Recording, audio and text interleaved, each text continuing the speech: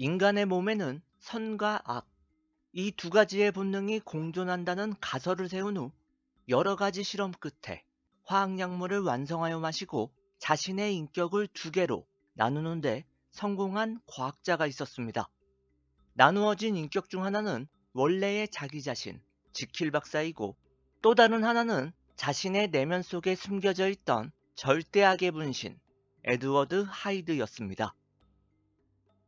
이 둘은 정반대의 성격을 지니고 있어서 낮에 지킬 박사의 모습일 때의 그는 굉장히 젠틀한 신사의 모습을 선보였지만, 밤이 찾아와 하이드가 되면 상상할 수 없는 온갖 범죄들을 저지르고 다녔습니다. 결국 하이드에게 잠식당한 지킬 박사는 마지막 힘을 내어 자신의 인생을 반성하는 회고록을 남긴 후에 괴물이 되어버린 자신을 막기 위해 스스로 생을 마감하였습니다. 1886년도에 발간된 로버트 루이스 스티븐슨의 단편소설 지킬 박사와 하이드는 이중인격을 정신질환이 아니라 두 가지의 인격이 실존하며 공존하는 모습으로 묘사하였기 때문에 그 당시 독자들에게 신선하고도 매우 강렬한 충격을 선사하였는데요. 소설이 발간된 지 131년이 지난 2017년, 그 내용과 배경 그리고 인물 역시 모든 것이 소설과 비슷한 사건이 실제로 일어났습니다. 소설 속의 지킬 박사처럼 말끔하고 젠틀하며 거기에다가 백만장자라 불리며 부족할 것 하나 없던 남자가 내면에 억눌러져 있던 자신의 욕망을 하이드처럼 다른 인격으로 숨긴 채 살아왔습니다. 소설 속의 내용처럼 그 역시 자신의 욕망을 이겨내지 못해 결국 잠식당하며 파멸을 맞이하였는데요. 그의 내면에 꽁꽁 숨겨져 있던 하이드, 그의 어긋난 욕망은 너무나도 끔찍하였습니다. 스웨덴 출신의 킴 발은 영국 런던의 정경대와 미국 컬럼비아대 저널리즘 스쿨을 졸업한 뒤 프리랜서 기자로 활동하며 자신의 영역을 넓혀나갔습니다.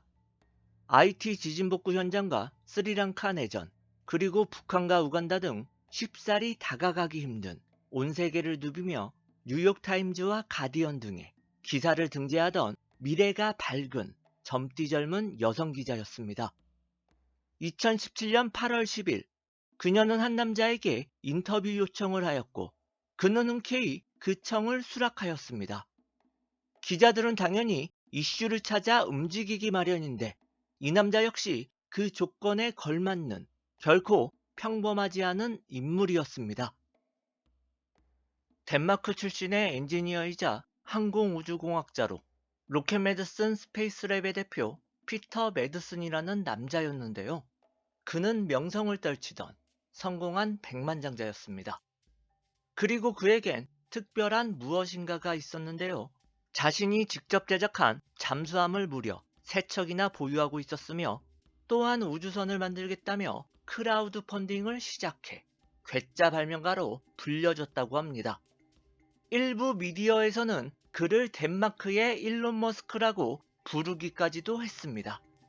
더군다나 그 당시 국가적인 시도가 아닌 민간인 신분으로서 유인 우주선 발사를 계획하고 있었던 그였기 때문에 킴발은 이런 메드슨의 창업 과정과 개인사에 흥미를 느꼈고 그에 대한 취재에 열중을 올리고 있었습니다.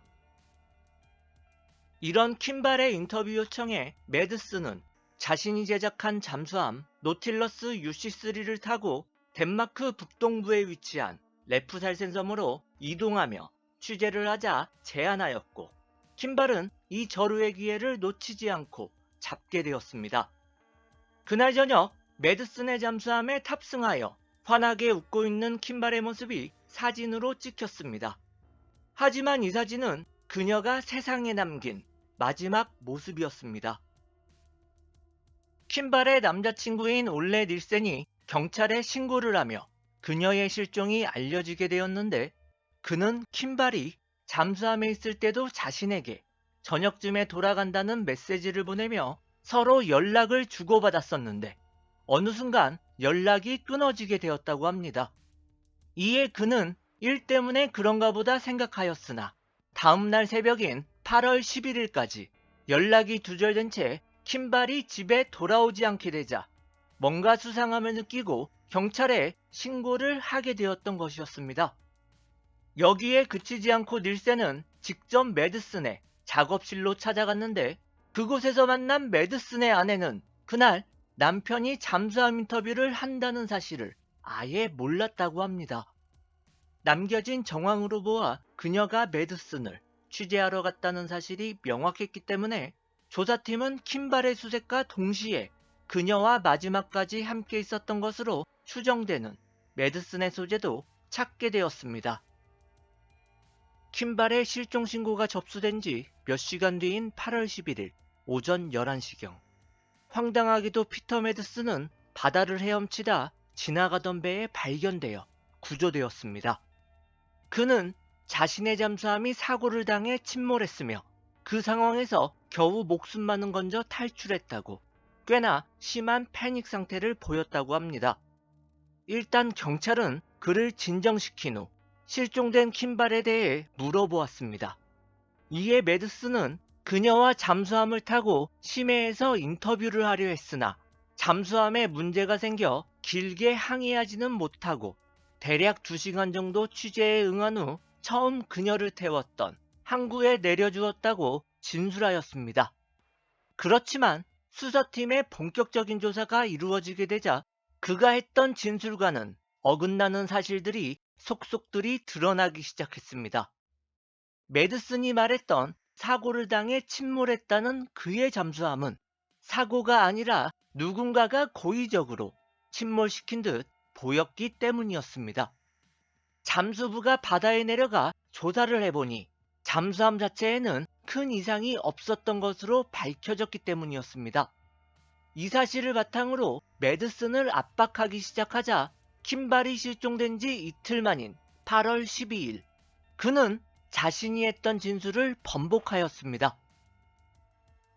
사실은 킴발과 함께 잠수함을 타고 나갔었는데 얼마 지나지 않아 그녀가 예기치 못한 사고로 사망하였고 이것이 두려워서 킴발의 시체를 바다에 흘려보냈다며 자신이 했던 진술을 바꾸었습니다.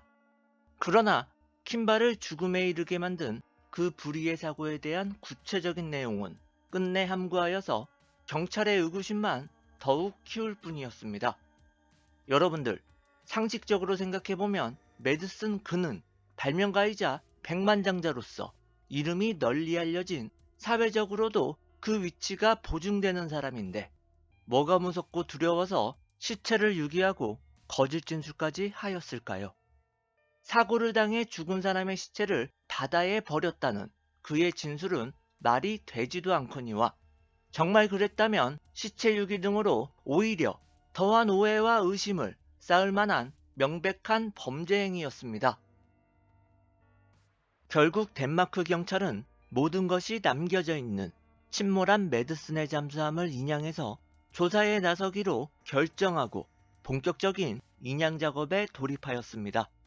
인양 작업 도중 잠수부들이 확인한 결과 최초 잠수부가 확인한 대로 기기 고장이나 무엇인가에 충돌한 것 등의 문제로 잠수함이 침몰한 것이 아니었으며 운전자가 고의적으로 침몰시키려 한 게 분명하다는 증거들이 계속해서 나오게 되었습니다. 잠수함 인양 작업 위에도 경찰은 킴발의 시체를 찾는데 노력을 다하였습니다. 킴발과 마지막까지 함께 있었던 사람이 바로 매드슨이기 때문에 어쩔 수 없이 그의 진술대로 사고사를 당해 바다에 흘려보낸 그녀의 시체를 찾아야만 어떤 식의 사고를 당해 죽음에 이르게 되었는지 육체에 남겨진 흔적들을 보고 판명할 수 있기 때문에 행방이 묘연한 그녀의 시체가 이 사건의 전모에 대해 말해줄 수 있는 또 다른 중요한 증거품이었기 때문이었습니다. 바다에 흘려진 그녀의 시체가 내륙으로 흘러왔을 수도 있기 때문에 경찰은 잠수부와 헬리콥터 등을 동원한 대대적인 수사 작업을 이어나갔습니다. 그리고 사건 발생 열하루 만인 2017년 8월 21일 코펜하겐 남서쪽 해변가에서 신원을 알 수 없는 여성의 시신이 발견되었습니다. 발견된 시체는 머리와 팔다리가 절단되어 마치 토르소와 같은 형체를 취하고 있었다고 합니다.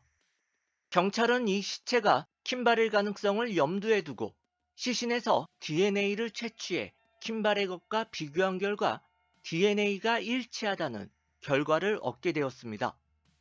그녀의 육체에 남겨진 흔적들을 통해 경찰은 특별한 무엇인가를 발견하게 되었는데요.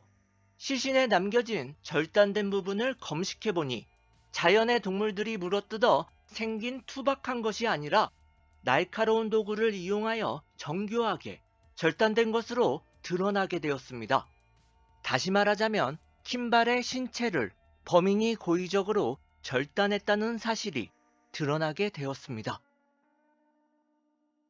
모든 상황이 이 지경에까지 이르렀으니 경찰은 당연히 킴발의 살해범으로 매드슨을 강력한 용의선상에 두고 수사를 진행하게 되었습니다.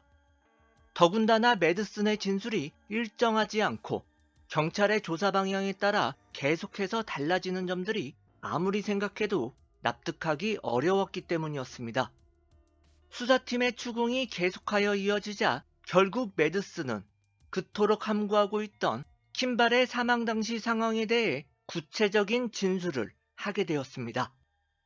그들이 잠수함을 타고 나가던 중 갑자기 킴발이 잠수함 해치에 머리를 부딪히는 불의의 사고를 당해 사망했으며 자신은 단지 킴발의 살해범으로 의심을 받을까봐 그것이 무섭고 두려워서 그녀의 시체를 바다에 유기했을 뿐이라고 주장하였습니다. 그리고 시신이 절단되는 등의 훼손을 당한 건 자신과는 전혀 상관이 없는 일이라 강력하게 반발하였다고 합니다. 또 다른 증인이나 이 사건에 대한 명확한 증거가 없던 상태였기 때문에 경찰은 매드슨의 진술에 반박할 거리가 없었고 이에 과실치사 혐의로만 매드슨을 기소하였습니다. 그러나 매드슨은 강력하게 자신의 결백을 호소하며 변호인단을 꾸려 무죄를 주장하게 되었습니다.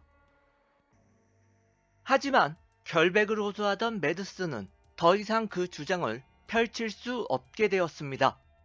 경찰이 침몰한 그의 잠수함을 인양하는데 성공하게 되면서 사건의 모든 것들이 명확하게 만천하에 공개되었기 때문이었습니다. 인양된 잠수함의 내부를 수색한 결과 그 안에서는 킴발의 머리카락과 혈흔이 발견되었으며 잠수함 엔진실에서는 여성의 속옷까지 발견되었습니다. 매드슨이 결백을 호소하며 펼쳤던 진술과는 너무나도 다른 정황들이 연이어 나오게 된 것이었습니다. 만약 매드슨의 주장이 진실이었다면 사고를 당해 즉사한 킴발의 시체를 그대로 바다에 유기했을 텐데 그 정신이 없는 와중에도 굳이 그녀의 속옷을 벗겨야만 했을까요? 엔진실에서 여성의 속옷이 발견된 사실은 그의 진술과는 전혀 맞지 않는 현실이었습니다. 그리고 두 달여 뒤인 2017년 10월 6일, 킴발의 시체가 최초로 발견된 해역의 주변을 다이버들이 추가 수색하던 중 그녀의 절단된 머리와 다리, 그리고 옷가지들과 범행에 사용된 칼이 담겨져 있는 가방을 찾아내었습니다. 발견된 나머지 신체 부위를 검식한 경찰은 그녀의 두개골에 사망에 이를 만한 어떠한 손상도 없음이 결과로 나오게 되면서 잠수함 해치에 머리를 충돌하여 킴발이 사고로 사망했다는 매드슨 그의 주장은 새빨간 거짓임이 밝혀지게 되었습니다. 드디어 경찰은 여기자 킴발 성폭행과 토막살인 사건의 살해범으로 매드슨을 긴급 체포하였습니다. 하지만 이 상황에서도 매드슨 그는 성폭행과 살인 혐의를 부인하면서도 자신이 킴발의 시체를 토막내어 바다에 버렸다면서 시신훼손 혐의는 인정하는 등 또다시 계속해서 진술을 번복하는 이해할 수 없는 행동을 보였습니다. 이렇게 여기자 킴발 살해 사건의 모든 것이 단락되어지는 것처럼 보였지만 뭔가 찜찜하며 소름 돋는 사실이 다시 한번 떠오르게 되었습니다. 범죄 전문가들은 매드슨은 가학적인 성향을 가진 사이코패스이자 성적으로도 많은 문제가 있는 인물이라 평하며 그가 소장하고 있던 스너프 필름들은 단순히 연출된 영화가 아니라 그 자신이 실제로 살인을 저지르며 촬영한 영상일 것이라면서 그에게 살인사건은 처음이 아닐 거라는 의혹을 제기하였습니다. 확실히 그가 킴발의 시체에 저지른 참혹한 짓거리들은 도무지 초범이라는 생각이 들지 않을 정도였습니다. 법의학적 부검 결과 그녀의 시체에는 칼에 찔린 상처들이 있었고 특히 생식기 부위에도 무려 15차례나 칼에 찔린 자국들이 있었는데 이것은 바로 그의 어긋난 성적 욕망을 적나라하게 표출했던 흔적들이었습니다. 심지어 나중에 발견된 킴발의 머리와 다리 등을 담은 가방 안에는 무거운 금속 조각들까지도 나왔었는데 이 모든 행동들이 그녀의 토막난 신체 부위가 영원히 무리로 떠오르지 못하게 하기 위한 초범이 아닌 완전 범죄를 노리는 연쇄살인마들의 술책이었다는 것이었습니다. 이 정도로 계획을 세워 살인을 저지른 것을 보면 매드슨의 여죄는 반드시 있을 거라는 그 주장 역시 헛된 추측은 아닐 거란 생각을 할 수 있습니다. 자신의 지위와 명성을 이용하여 여성을 유인, 그리고 잠수함을 타고 아무도 알 수 없는 완전 범죄가 가능한 심해 속에서 그는 내면 속에 숨겨두었던 하이드 씨가 되어 자신의 어긋난 욕망을 마음껏 분출한 것은 아니었을까요? 2018년 4월 코펜하겐 지방법원에서는 매드슨에 대한 최종 판결이 선고되었습니다. 검사 측은 그동안의 증거들을 제시하며 매드슨은 거짓말을 반복하는 사이코패스적인 성향을 지녔다 주장하였고 법정은 매드슨에게 계획살인, 성폭행, 시체유기, 그리고 시체모독 등 그에게 내려진 4가지 혐의를 모두 다 인정하고 종신형을 선고하였습니다. 판결에 대해 매드슨 측은 항소하였지만 자신의 무죄를 주장하는 것은 아니라 덴마크에서 살해 혐의로 종신형을 선고받는 일은 매우 드문 일이기 때문에 형기에 대해서만 이의를 제기하였다고 합니다. 이렇게 매드슨은 법의 심판을 받게 되었지만 괴짜 발명가라는 그의 별명답게 끝까지 황당하고 대담한 행동을 선보였습니다. 2020년 10월 20일 오전 10시경 매드슨은 자신이 2년 넘게 수감 중이던 코펜하겐 인근에 위치한 헤르스테드 베스터 교도소에서 탈옥에 성공하였습니다. 그는 권총을 들고 인질극을 벌이면서 교도관과 직원들을 위협해 시설에서 빠져나왔으며 길가에 주차돼 있던 차를 타고 400m가량 도주하였으나 탈옥 5분 만에 발각되고 말았습니다. 경찰이 신속하게 도로를 봉쇄하고 차량으로 그를 포위하는 완벽한 체포 작전을 실시했기 때문이었습니다. 경찰이 포위 상태를 유지한 채 매드슨을 밖으로 끌어내려고 하자 그는 갑자기 몸에 두른 폭탄을 내보이며 경찰을 위협하였습니다. 이렇게 매드슨과 경찰은 2시간 동안 대치하였지만 결국 매드슨은 다시 체포되었습니다. 그리고 폭탄물 처리반의 수사 결과 그가 위협을 했던 권총과 폭탄은 가짜로 밝혀졌습니다. 이런 매드슨의 기이하고도 대범한 행동은 실시간으로 덴마크 전역에 중계되었다고 합니다. 스웨덴 TV4 방송에 따르면 스웨덴 남부 스코네주 주변에서 일어난 미제살인 사건들은 현재까지 무려 120건이나 있다고 전했습니다. 그 사건들 중에서는 4등분으로 잘린 토막살인 사건들도 여러 건 존재하고 있다는 매우 충격적인 발표였는데요. 과연 매드슨의 범행은 이번이 처음이었을까요? 소설 속의 지킬 박사처럼 평상시에는 성공한 인생을 즐기는 말끔하며 조금은 특별한 남자였지만 누구한테도 방해받지 않는 자신만의 공간인 잠수함에 들어서면 어긋난 욕망을 갈구하며 탐닉하는 하이드로 변했던 건 아니었을까요? 킴발을 잔혹하게 살해하는 것으로 그는 자신의 어두운 부분, 하이드 씨를 만천하에 드러내며 결국 파멸하고 말았습니다.